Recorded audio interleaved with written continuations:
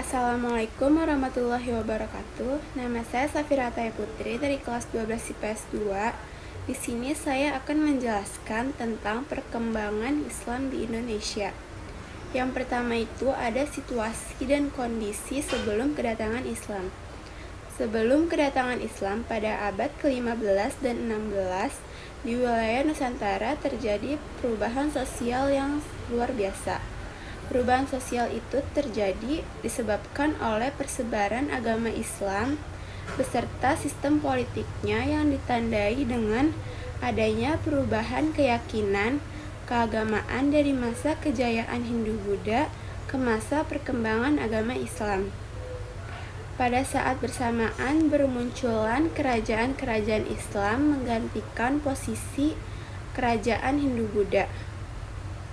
Perubahan-perubahan tersebut dilatar belakangi berbagai faktor, diantaranya letak geografis, keyakinan masyarakat, perekonomian, pemerintahan, kesenian, dan sastra. Gambaran situasi dan kondisi wilayah Indonesia sebelum kedatangan agama Islam antara lain. 1. Letak geografis. Indonesia berada di daerah khatulistiwa yang beriklim tropis dan curah hujan yang tinggi. Keberadaan dua musim ini memberikan pengaruh yang kompleks pada berbagai aspek kehidupan penduduk. Sebagai wilayah kepulauan dengan posisi sebagai penghubung jalur perdagangan daratan Asia terutama antara Cina dan India menjadikan wilayah ini sebagai wilayah yang strategis dalam jalur perdagangan antar bangsa. 2. Keyakinan. Sebelum kedatangan Islam, masyarakat Indonesia sudah menganut dan kepercayaan yang berbeda-beda dalam kehidupannya. Agama yang berkembang saat itu adalah agama yang berpusat pada kepercayaan adanya dewa-dewa, yaitu agama Hindu-Buddha. Dalam melaksanakan pemujaan terhadap dewa-dewa, dibuat artefak keagamaan berupa bangunan atau relik. 3. Politik dan pemerintahan. Bukti-bukti tentang politik dan pemerintahan pada masa Kerajaan Majapahit dengan menggunakan data-data yang telah didapatkan dari prasasti maka dapat dikemukakan bahwa bangsa Indonesia telah mengenal sistem politik dan pemerintahan jauh sebelum Islam masuk ke Indonesia. Prasasti dari Kutai yang selama ini masih menjadi patokan babak dimulainya masa sejarah Indonesia dapat memberikan gambaran akan adanya sistem pemerintahan masa lalu. 4. Perekonomian dan perindustrian. Kumpulan rumah penduduk yang tersebar di lembah-lembah sungai dan dataran-dataran pegunungan dengan segala aktivitasnya merupakan pendukung utama keberlangsungan stabilitas ekonomi pemerintahan. Pertanian merupakan tulang punggung perekonomian sebagian besar pemerintahan yang berdaulat di wilayah Nusantara. Hasil pertanian persawahan menjamin stabilitas dan persediaan makanan secara teratur. 5. Sastra dan kesenian. Sastra Jawa salah satu contoh kesenian pada masa Mataram Hindu-Buddha sebelum masuknya Islam ke Indonesia.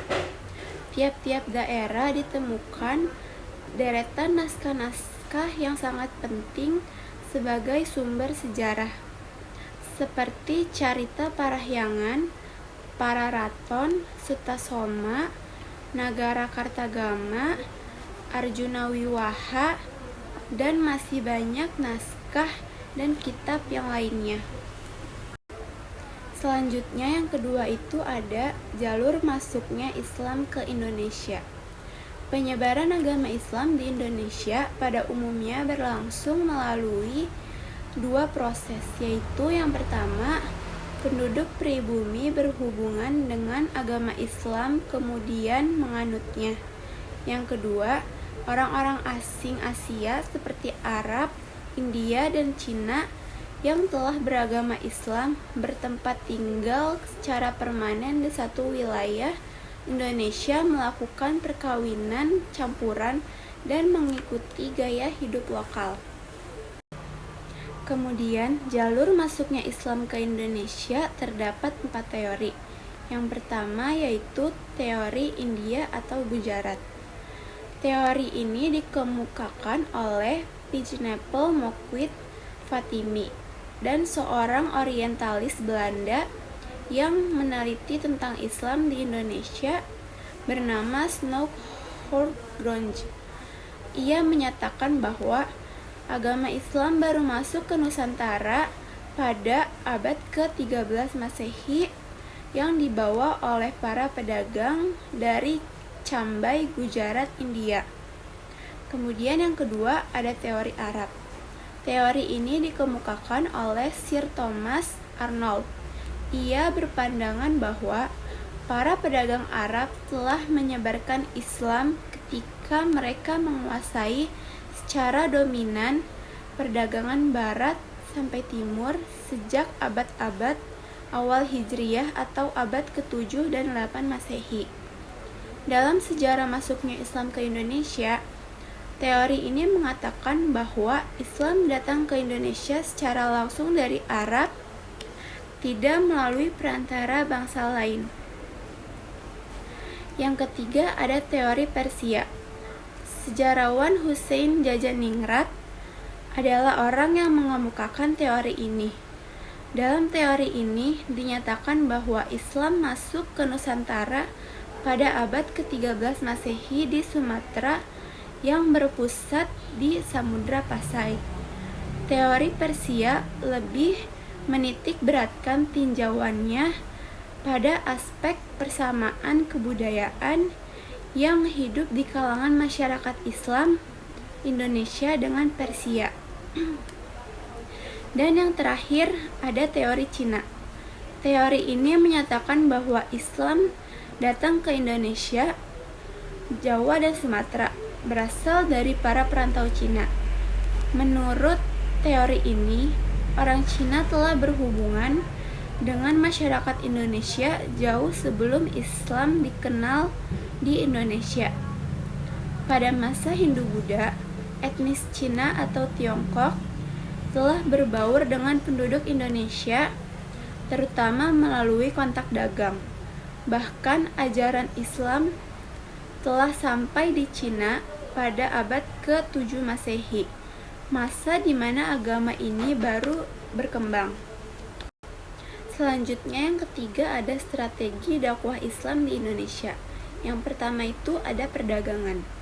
Strategi dakwah penyebaran agama Islam melalui media perdagangan merupakan awal proses Islamisasi di Indonesia, yaitu pada abad ke-7 Masehi hingga abad ke-16 Masehi. Bangsa Indonesia kedatangan para pedagang Islam dari Arab, Persia, dan India. Mereka melakukan kegiatan perdagangan di Indonesia dan menjalin hubungan dagang antara masyarakat Indonesia. Penyebaran agama Islam melalui perdagangan selain lebih menguntungkan, juga sangat efektif dan sesuai dengan karakter masyarakat wilayah pesisir. Dan yang kedua ada perkawinan. Pedagang muslim yang masuk ke Indonesia dilihat dari segi ekonomi. Mereka mempunyai status sosial yang lebih dibandingkan penduduk pribumi. Interaksi antara penduduk pribumi dan pedagang muslim yang intens tidak jarang diteruskan dengan adanya perkawinan antara kaum pribumi dengan para pedagang muslim. Selanjutnya dalam prosesi perkawinan, pihak pribumi harus mengucapkan kalimat syahadat sehingga perkawinan ini menjadi media yang efektif dalam penyebaran agama Islam. Yang ketiga, politik. Proses Islamisasi melalui media politik dilakukan secara bertahap dan berkesinambungan antara penguasa dan pemerintahan. Setelah penguasa atau rajanya masuk Islam, hampir pasti rakyatnya juga masuk Islam. Contohnya di Maluku dan Sulawesi. Selain itu, ada kerajaan Islam yang melakukan penaklukan terhadap kerajaan-kerajaan non-Islam dan kemenangan membuat masyarakat secara bertahap masuk Islam. Dan yang keempat, ada pendidikan.